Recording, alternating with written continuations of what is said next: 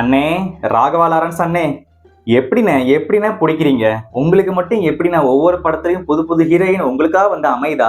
இல்ல நீங்களா போய் கேட்கிறீங்களா? இல்ல தானா அமையுதா? சொல்லுங்கண்ணே, சொல்லுங்க.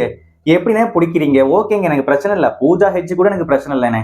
எனக்கு இவங்க தானே, இவங்கள எப்படிண்ணே பிடிச்சீங்க? நோரா ஃபடேஹிய வந்து எப்படி பிடிச்சீங்க?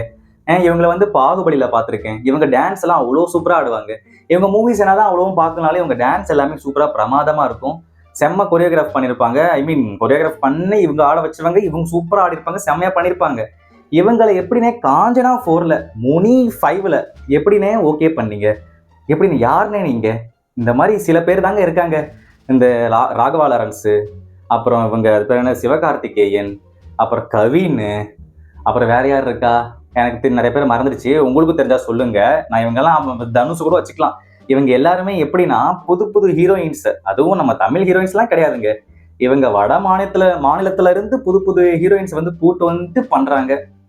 எப்படினே பிடிக்கிறீங்க? என்னென்ன பேசுறீங்க? ஹிந்தி பேசுறீங்களா, இல்ல இங்கிலீஷ்ல பேசுறீங்களா, இல்ல தமிழ்லயே பேசி புரியாத பாஷையை சொல்லி கூட்டு வரீங்களா? எப்படி கூப்பிடுறீங்க? ஏனே, ஏன் தமிழ்ல ஹீரோயின்ஸே இல்லையானே? ஓகே, இவங்க எல்லாம் போடலன்னு எனக்கு பிரச்சனை இல்லைன்னு. ஆனா கொஞ்சம் காஞ்சனா நம்ம நம்ம பசங்க தான் எல்லாரும், அவங்கள கொஞ்சம் போட்டிங்கன்னா கொஞ்சம் நல்லா இருக்கும்ண்ணே. சன் பிக்சர்ஸ்ண்ணே, கொஞ்சம் ஏதாச்சும் பார்த்து பண்ணி விடுங்கண்ணே. ஓகேண்ணே, இது இன்னும் எத்தனை பேர் வரப்போறாங்கன்னு தெரியல. 2 ஹீரோயின்ஸ் போதுமானே, இல்லை இன்னும் 2 3 பேர் 4 5 பேர் வேணுமா? இல்லை லைனா ஒரு 10 பேரை நிற்க வச்சு சூப்பராக பண்ணலாமா? சொல்லுங்கண்ணே.